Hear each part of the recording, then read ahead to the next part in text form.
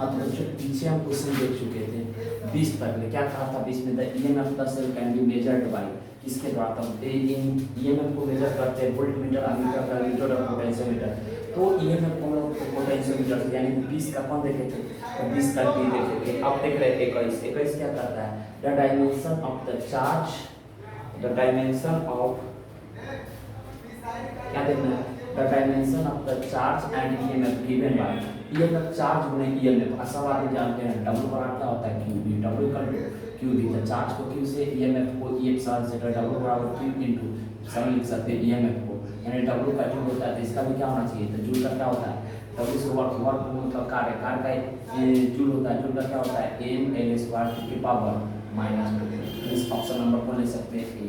21 का ए। अगला देखते हैं अगला क्वेश्चन नंबर 22 क्या कहता है if a wire of resistance 1 ओम एक तार है जिसका रेजिस्टेंस कितना होना है 1 ओम इच स्ट्रेच को मतलब लंबराया गया किसी कराया गया लंबराया गया उसके बाद क्या कहता है टू डबल इट्स रेजिस्टेंस तो बताया गया था लंबराने या सिकुड़ाने के केस में लंबराने या सिकुड़ाने के केस में क्या करता है ए वायर ऑफ रेजिस्टेंस 1 ओम यानी रेजिस्टेंस यदि जो माना जाए वह 1 ओम की क्या होगा stretch to double length each stretch to double length its resistance sir हम लोग लंबराने सिकुड़ाने के केस में देखे थे आर के प्रोपोर्शनल टू टेन स्क्वायर लंबराने सिकुड़ाने के केस में क्या होता है आर के प्रोपोर्शनल टू टेन स्क्वायर यानी r2 बट्टा r1 देखा जाए प्रोपोर्शनलिटी निकालने तो क्या हो जाएगा l2 बट्टा l1 का होल स्क्वायर ये फॉर्मूला क्लास में लिखे थे कॉपी में होगा सर वहाँ पर से देख लीजिएगा तो यहाँ से l2 का वैल्यू कितना डबल कर दिया था 2l बट्टा l का होल स्क्वायर l से l कट गया यानी 4 हो जाएगा यानी r2 बराबर हो जाएगा इधर से r1 हो जाएगा r1 का वैसे कितना था r1 सर 1 यानी रेजिस्टेंस जो है क्या हो जाएगा 4 ओम 22 क्या कहता है wire of resistance 1 ohm stretch to double it means resistance becomes 4 अगर लेंथ को अगर गुना करता था 3 का स्क्वायर होता लेंथ क्या है 9 से गुना हो जाता है यानी इस प्रकार से शॉर्टकट देख सकते हैं। अगला क्वेश्चन देखा जाए अगला क्वेश्चन क्या कहता है the EMF the dry cell EMF the dry cell का मतलब सूखा सेल केमिस्ट्री पढ़ चुके हैं ड्राई सेल फिजिक्स में भी तो बताया गया था ड्राई सेल है एक जिसका ईएमएफ कितना दिया हुआ है तो सर ईएमएफ जो दिया हुआ है वह 1.5 इंटरनल रेजिस्टेंस कितना है 0.5 if the same current of 1 ampere in the external resistance it's potential difference is यानी पोटेंशियल डिफरेंस पूछ रहा है v का वैल्यू पूछ रहा है सब आदमी को पता है यार डिस्चार्जिंग केस आगे डिस्चार्जिंग केस डिस्चार्ज के मतलब चार्ज घटाया हुआ है डिस्चार्जिंग केस में ईएमएफ होता है वो किसके प्रोपोर्शनल होता है तो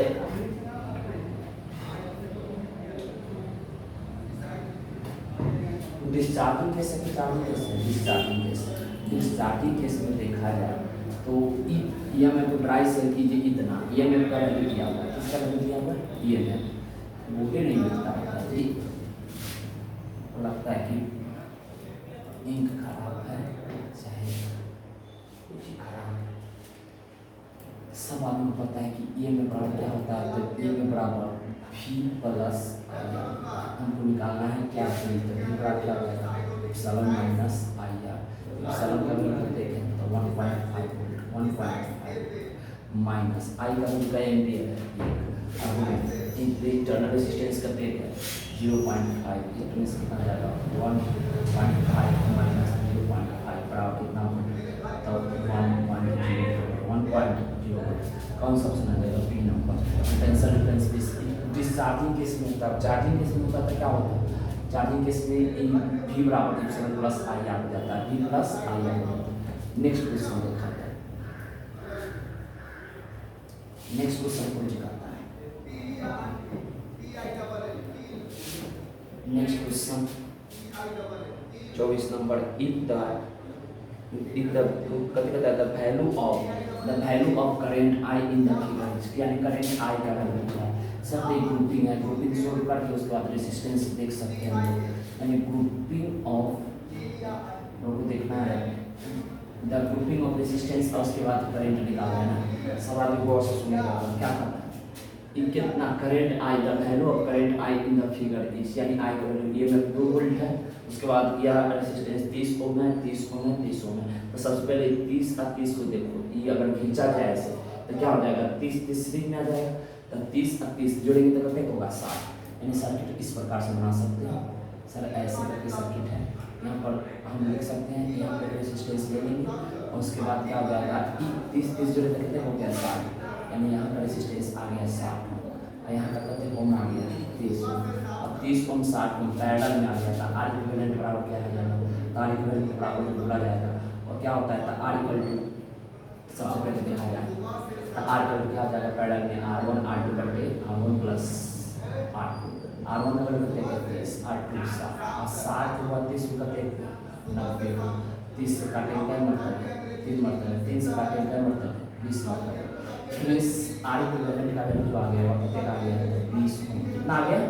20 ओम। हमको निकालना क्या है, तो निकालना है सर आई का, आई बराबर क्या हो जाएगा, आई बराबर V बाई R, V का वैल्यू क्या वोल्ट है 2 वोल्ट और बटे R का वैल्यू कितने का आ गया 20, काटेंगे तो कितना 1/10 एम्पियर, 1/10 एम्पियर। ऑप्शन नंबर कौन दिख रहा है सी, यानी the value of the current I in the figure is कितना हो जाएगा, तो सी 1/10 एम्पियर, 1/10 एम्पियर। नेक्स्ट क्वेश्चन पढ़िए तब तक जब तक बोर्ड साफ करते हैं। क्या कहता है,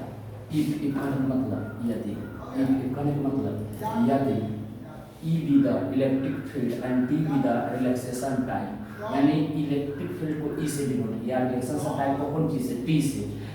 टाइम E, और उसके बाद the drift velocity of the electron with सब आदमी को जान पता है डी बराबर ई टॉ बाई एन होता है, डी बराबर ई टॉ बाई एन होता है, डी बराबर ई टॉ बाई एन होता है। लोग पता है कि Vt बराबर सीधे डायरेक्ट फॉर्मूला होता था, Vt बराबर ई टॉ बाई एन। सर इस जगह ई कोई छोड़ा इलेक्ट्रिक फील्ड के टॉ की जगह पर टी कर दिया है, टाइम कर दिया है, रिलेक्शन से टाइम को कौन से डिनोट करती है, इसे विश्रांतिकाल को एम। इससे ऑप्शन देखा जाए तो ई टॉ बाई एन फर्स्ट दिख रहा है, सेकंड तो होगा नहीं, थर्ड तो होगा नहीं, तो फोर्थ तो होगा नहीं। इसका मतलब कौन हो जाएगा 25 का 25 का 25 का कौन हो जाएगा 25 का कौन हो जाएगा ई हो जाएगा। ले सकते हैं अगला देखते हैं, अगला क्वेश्चन को करता है 25 के बाद 26 देखते हैं। The current I passing through the conductor cross section area given by each wall symbol I equal to delta, I equal to delta, class में बैठे थे I equal to कितना होता होगा delta, I equal to delta, यानी फिर से पढ़ लो एक बार क्वेश्चन को क्या कहता है। सर क्वेश्चन जो प्रकार है, the current I passing through a conductor of cross section area A is given is visual symbol the I equal to delta, I equal to delta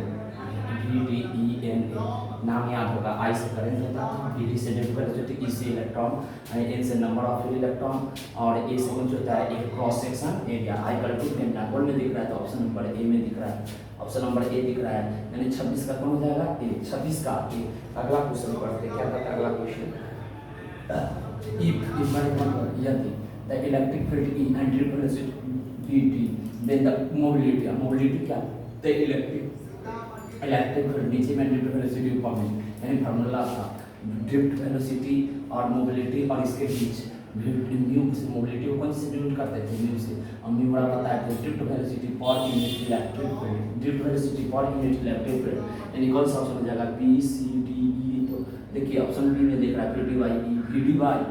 mobility का, मोबिलिटी को हिंदी में बोलते हैं गतिशीलता, मोबिलिटी को हिंदी में कौन बोलते हैं गतिशीलता। If the electric current V E and drift velocity V D then the mobility will be, कितना हो जाएगा तो V D by E. Next question देखिए, 27 का भी ले सकते हैं, ले नहीं सकते होगा ही। 28 देखिए क्या कहता है, resistance of metal with heated बोझ, यानी रेसिस्टेंस मेटल में नॉन मेटल और क्या बात करते थे सेमीकंडक्टर। कंडक्टर मेटल में इसका कुछ होता है चालक कंडक्टर होता है, और कंडक्टर का ताप बढ़ाने के साथ रेसिस्टेंस घटता है कि बढ़ता है, तो घटता है। क्या कहता है resistance of the metal when heated का मतलब गर्म किया जाता है, यानी गर्म करेंगे तो क्या होगा goes on decreasing increasing remains the same becomes zero, decreasing हो जाएगा जीरो होता जाएगा। ये सॉरी रेसिस्टेंस इसका डिक्रीजिंग नहीं होगा, सॉरी गलती हो गई। कंडक्टर में क्या होता था हीट करते थे तो रेसिस्टेंस बढ़ता था, और सेमीकंडक्टर में हीट करते थे तो रेसिस्टेंस घटता था। तो यहाँ पर मेटल है तो मेटल है तो कंडक्टर था, कंडक्टर में जब हीट करेंगे तो उसका रेसिस्टेंस धीरे धीरे इंक्रीज होगा, यानी 28 का कौन हो जाएगा बी, 28 का कौन होगा बी। अगर सेमी कंडक्टर आता उसको हीट करते तो क्या हो जाता डिक्रीज होता, लेकिन यहाँ पर मेटल है, मेटल क्या होता है कंडक्टर का, कंडक्टर को हीट करते तो उसका रेसिस्टेंस बढ़ता है, यानी इंक्रीजिंग डिक्रीजिंग इंक्रीजिंग। 28 का बी, 28 का बी। 29 नंबर क्वेश्चन देखते क्या करता है, if a uniform wire of resistance 1 ohm is cut into 4 parts, यानी एक ओम काटा होता है उसको कै पार्ट में काटा, 4 पार्ट में। These are connected together in the parallel the equivalent resistance of the combination. कौन सा ऑप्शन दिख जाएगा तो बना लेते हैं, तब बताते हैं। इसे तो ऑप्शन नंबर डी होगा। If uniform wire of resistance 1 ओम के जाते होंगे 1 ओम है, पहले से एक तार है जिसका रेजिस्टेंस 1 ओम है, यानी एक इसको 4 पार्ट में किया, 4 पार्ट में किया तो इसका भी 1/4, इसका भी 1/4, इसका भी 1/4 रेजिस्टेंस हो गया। अरे ये वो तार है 1 ओम का है, उसमें 4 पार्ट बांटे तो 1/4 ओम आएगा। These are connected together in parallel. अब इसको ऐसे जोड़ा गया 1 2 3 और 4, ये चारों पैरेलल में 1/4 प्लस 1/4 प्लस 1/4 प्लस 1/4। अब पैरेलल में जोड़ना है तो आर इन पैरेलल बराबर क्या होता था, अगर 2 रहता था, जैसे मान लेते आपको सिखाने के लिए, अगर यहाँ पर 10 ओम था, ये 10 ओम था, तो 10 का आधा हो जाता था, यानी 10 का आधा यानी 5 हो जाता था, 30 रहता था, 30 का आधा, यानी 2 होता था 2 आधा करते थे, 3 गुणा करता 3 से भाग देंगे, 4 गुणा कैसे भाग देंगे 4 से, यानी सभी बराबर रहते 1/4 और भाग फॉर्मूला पढ़ते थे। आर की बात करता है तो आर बट्टा N number of turn number of times जय बार रेजिस्टेंस जोड़ा था। आर का वैल्यू कितना 1/4, कै बार जोड़ा गया था 1 टाइम 2 टाइम 3 टाइम 4 टाइम, 1 में 4 से भाग देंगे तो 4 से कितना हो जाएगा 4 नीचे आ जाएगा, 4 × 4 यानी कितना हो जाएगा 1/4 कितना हो जाएगा तो 16 यानी 1 या 1 में आएगा। इट मीन्स क्या बनेंगे uniform wire of the resistance 1 ohm cut into 4 part, equal part बांटा गया, बराबर resistance. These are connected together parallel, दोनों को पैरेलल सभी को पैरेलल में जोड़ दिया गया। The equivalent resistance of the combination कितना जाएगा 1/60 ओम। नेक्स्ट क्वेश्चन देखते हैं। अब 529 का कौन हो जाएगा डी। 30 नंबर क्वेश्चन देखते हैं क्या कहता है। The property of the circuit that convert electric energy into thermal energy. कौन करता है तो वोल्टेज करता है, करंट करता है, इलेक्ट्रोमैग्नेटिक रेजिस्टेंस। अच्छा, कंडक्टर में जो भी हीट जनरेट होता है किसके कारण, वही पूछ रहा है। हीट जनरेट होता है बेसिकली किसके कारण, रेजिस्टेंस के कारण। रेजिस्टेंस ना होता था क्या करंट जाता, उसको कोई विरोध नहीं करता था, क्या गर्म हो पाता। यानी कोई भी सर्किट में हीट जनरेटर का मेन कारण जो है वह क्या है, रेजिस्टेंस। रेजिस्टेंस ज़्यादा होता तो ज़्यादा हीट जनरेट होता है, कम होता है तो कम हीट जनरेट होता है। यानी heat is directly proportional to किसके होगा, रेजिस्टेंस। अगर सीरीज में है पैरेलल में तो इनवर्सली प्रोपोर्शनल होता है। यहाँ पर सीधे पूछ रहा है प्रॉपर्टी सर्किट का दैट कन्वर्ट इलेक्ट्रिकल एनर्जी, यानी कौन ऐसा प्रॉपर्टी गुण है convert electrical energy of into thermal energy, यानी उसमें कुछ ऊर्जा में बदलता है इलेक्ट्रिकल एनर्जी तो रेजिस्टेंस हो जाए। यानी 30 का ए 31 नंबर क्वेश्चन देखते हैं क्या कहता है। The cause of the flow current in the conductor in difference in बड़े सवाल में जानते हैं V बराबर क्या होता है आई आर, V बराबर आई आर, V बराबर आई होता है। यानी करंट जा रहा है, रेजिस्टेंस से करंट पास कराता है, पोटेंशियल डिफरेंस होना चाहिए। क्या कहता है cause of the flow of current in the conductor is difference. सब आदमी जानते हैं वो हाई पोटेंशियल है, वो लो पोटेंशियल डिफरेंस होता है तभी करंट जाता है, वरना करंट नहीं जाता है। Resistance, temperature, electric potential none of this. तो कौन हो जाएगा 31 का सी ले लेंगे। इलेक्ट्रिक पोटेंशियल यानी पोटेंशियल डिफरेंस में अंतर आएगा तभी जाकर करंट, दोनों का पोटेंशियल बराबर हो जाएगा, क्या करंट जा पाएगा नहीं। इसलिए इसका 21 का कौन सा ले सकते हैं electric potential, electric potential. Next क्या नंबर क्वेश्चन देखते हैं। नेक्स्ट क्वेश्चन नंबर हम लोग देखेंगे 32 में क्या कहता है ए वायर ऑफ रेजिस्टेंस कितना ओम है 12 ohm is belt in a circle, यानी 12 ओम का एक तार है जिसको किसके रूप में मुड़ा, सर्कल के रूप में। यानी the equivalent resistance between diametrically opposite points of the wire, यानी 12 ओम का तार है, पहले से एक तार है जिसका कितना रेजिस्टेंस दिया हुआ है 12 एक रेजिस्टेंस है इसका 12, सीधे तार एक तार है जिसका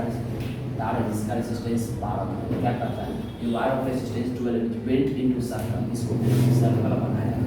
इसके बाद equivalent resistance between the diametrically opposite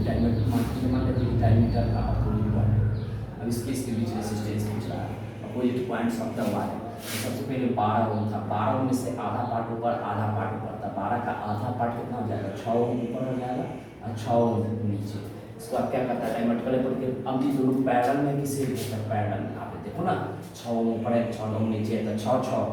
का क्या हो जाएगा 3, ताकि पैरेलल में सीरीज मिला था तो 6 12 होता है, लेकिन पैरेलल में तो 6 कितना जाएगा 3। आर की वैल्यू बराबर फॉर्मूला देखते थे R/3, आर का वैल्यू कहते हैं 6। जब आइडेंटिकल आता तभी फॉर्मूला चलता है बट्टा कितना हो जाएगा क्या टाइम हुआ है बराबर 3। मैं 3 वाला फॉर्मूला लगा लीजिए ना, R बराबर R1 R2 बट्टा R1 प्लस R2। R1 का वैल्यू कहते हैं पूरी जल्दी से 6 पूरे 6 बट्टे 6 प्लस 6 7 1 36 बट्टे 6 6 12 12 3 36 यानी आ जाएगा कि नहीं आ जाएगा। इसका मतलब आप ले सकते हैं 32 का कौन सा हो जाएगा। तो एक 12 ओम का था जो बेंड किया गया, बेंड का मतलब मोड़ा गया किसके रूप में, तो एक सर्कल के रूप में। तो equivalent resistance between the diametrically opposite points of the wire कितना हो जाएगा, तब 3 माइनस आएगा कितना माने 3। नेक्स्ट क्वेश्चन देखते हैं, क्वेश्चन नंबर क्या पर पहुंचे 33 क्वेश्चन क्या कहता है, if 3 wire of the same metal have the 3 wire की 3 सेम मेटल का बना सेम मेटल है, अब the mass is 1:2:3 and the length of the ratio 3:2:1, their electric resistance will be in the ratio. तो इसका ऑप्शन नंबर डी होगा या सी होगा, ये देखना पड़ेगा। ऐसे डी होना चाहिए, देखो बना देते थोड़ा लंबा जाएगा, फिर भी स्किप कर सकते चाहे तो इसको, ताकि यहाँ आपसे नहीं पूछेगा। The 3 wire of the same metal have the masses ratio, length कितना ratio, their electrical resistance will be in the ratio। सबसे पहले R बराबर क्या होता है, electrical resistance R rho L by D, जो भी डिपेंडेंसी उसको हटाते चलते हैं। हमको लाना कुछ है तो सर R रेजिस्टेंस रो सेम मटेरियल है, जब सेम मेटल है तब वो सब के बराबर होगा। अब तब उसके बाद 1:3 मासेस दिया हुआ है, मासेस को लाना है और लेंथ के टर्म में लाना है, लेंथ दिया हुआ मास लाना है, एरिया है, एरिया में कितना का तो पॉलिटिकल से होना पड़ेगा, क्या हो जाएगा R बराबर रो L स्क्वायर, अब बढ़ के कितना हो जाएगा वॉल्यूम लिख सकते हैं, एरिया इंटू लेंथ क्या होता है वॉल्यूम। अब यहाँ से भी काम नहीं चलेगा, सी से भी काम नहीं, रो बराबर क्या होता है डेंसिटी को डी से डेंसिटी बराबर मास बाई वॉल्यूम, वॉल्यूम की जगह पर क्या लिख सकते हैं वॉल्यूम बराबर जो होगा डेंसिटी मास बाई वॉल्यूम बराबर इधर लिखेंगे तो मास बाई, इधर कुछ लिखेंगे डेंसिटी, मास बाई डेंसिटी, यानी R बराबर लिख सकते हैं, क्या लिख सकते हैं रो, क्या लिख सकते हैं रो। उसके बाद L स्क्वायर, अब इसका मास बटे डेंसिटी, अब डेंसिटी क्या करेंगे ऊपर चला जाएगा, यानी R बराबर क्या हो जाएगा तो rho D L square by, अब डी R प्रोपोर्शनल किसको हो जाएगा L स्क्वायर बटा, अब ये रेशियो सेट करना है, क्या करना है तो हम लोग को रेजिस्टेंस का और इसका लेना है, तो R1:R2:R3 लेना है, R1 की जगह पर L1 बट्टा सबका रेशियो 3:1 दिया है, तो रेशियो के टर्म में देख लेते हैं, ये तो हो गया R2:L। अब यहाँ से देखा जाए तो the electric resistance will be the ratio, resistance के बारे में पूछा, रूट को निकालने के लिए अब अट्टा करना, रेशियो दिया हुआ है, मासेस का रेशियो 1:2:2, यहाँ से देखा जाए तो मास का इनवर्सली प्रोपोर्शनल है और रेजिस्टेंस जो है मास का इनवर्सली प्रोपोर्शनल है, लेंथ का डायरेक्टली प्रोपोर्शनल है। अब L1 L2 बट्टा यानी इनवर्सली प्रोपोर्शनल है, मासेस का रेशियो दिया है, इसका कितना है 3, तो इसका 3 का स्क्वायर यानी L का स्क्वायर बट्टा N1:2, क्या जाएगा L2 का स्क्वायर बट्टा N2:2, L3 का स्क्वायर बट्टा L3 का स्क्वायर बट्टा N3। Sir L1 M2, L1 का वैल्यू कैसे करें, L1 L2 का रेशियो जो दिया हुआ है, तो रेशियो लेंथ का क्या 3:1, 3 का स्क्वायर इधर कितना 2 का स्क्वायर, इसके बाद इसका कितना 1 का स्क्वायर, बट मास का रेशियो इनवर्सली हो जाएगा, तो क्या हो जाएगा फिर से पलट जाएगा, मास रेशियो क्या है तो M1, 1 का स्क्वायर कितना हो जाएगा 2 का स्क्वायर आइए 3 का स्क्वायर, मास का इनवर्सली प्रोपोर्शनल है, तो इधर आ जाएगा, तो कहने का मतलब ये बोल सकते हैं कितना आ जाएगा 3/9:2, 4/4:2, 1/9, 9 से गुना का 1% है, 4 से 4 3 के स्क्वायर 9 में मिस्टेक हो गया,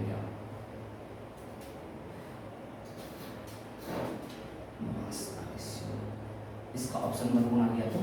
डी, यहाँ से गुना भाग करेंगे तो इसको फिर 9 से जगह नहीं बचना है, इसलिए इसका आ जाएगा डी नंबर। फिर नेक्स्ट क्वेश्चन देखिए क्या करता है 35, 2 वायर क्या wire 2 wire they are made of the same material and they have the equal lengths, यानी दो ठो भाग लेना है और दोनों सेम मटेरियल का कि अलग अलग मटेरियल का अलग अलग मटेरियल नहीं same material have the equal length and the diameter is double that of the builder resistance of A as the compared to B, यानी सबसे पहले तो ये दो बचे हैं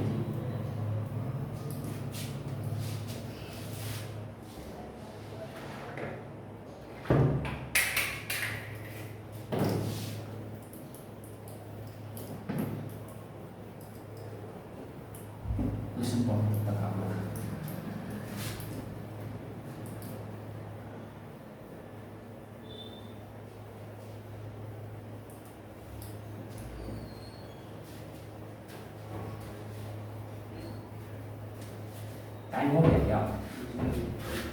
चलिए लास्ट क्वेश्चन 35 देखते हैं। Two wire A and B are the made of the same material, दोनों का सेम मटेरियल का बना हुआ और have the equal lengths and the diameter A is double to B, यानी आर इक्वल क्या था रो एल बाई ए। सबसे पहले क्या करता है two material a the made of the same material रो समान हो गया and have the equal lengths लंबाई भी समान हो गया। उसका क्या करता है diameter A is double to be, diameter के टर्म में लिखा यानी आर प्रोपोर्शनल किसके हो जाएगा तो 1/a, प्रोपोर्शनल कितने हो जाएगा तो 1/πr स्क्वायर, इसके टर्म में भी 1/πr, आर की जगह पर क्या है तो पाई कांस्टेंट आ गया, इसका मतलब आर की जगह पर d/2 का होल स्क्वायर, मींस आर की प्रोपोर्शनल 1/d के पावर 2 आ गया, इनवर्सली प्रोपोर्शनल टू डायरेक्ट। अब क्या करता है the resistance of is compare to B is, यानी आर ई बट्टा आर बी बराबर इनवर्सली प्रोपोर्शनल क्या हो जाएगा डी ऊपर चला जाएगा डी का ए का नीचे आ जाएगा डी ए डी बी का होल स्क्वायर। क्या करता है if diameter of A is double that of B के डबल है, अगर बी का डायमीटर डी माने ए का डायमीटर 2d हो जाएगा होल स्क्वायर, बी से डी कट जाएगा। The resistance of A is compare to B, यानी यहाँ से देखा जाए ये बी है तो आर ए बराबर क्या हो जाएगा आर ए बराबर इधर से इधर चल जाएगा तो 1/4 इंटू डी, यानी आर बी, यानी कितना हो जाएगा 1/4 टाइम्स 1/4 टाइम्स। अगला क्वेश्चन रहने दीजिए इस वीडियो में इतना ही।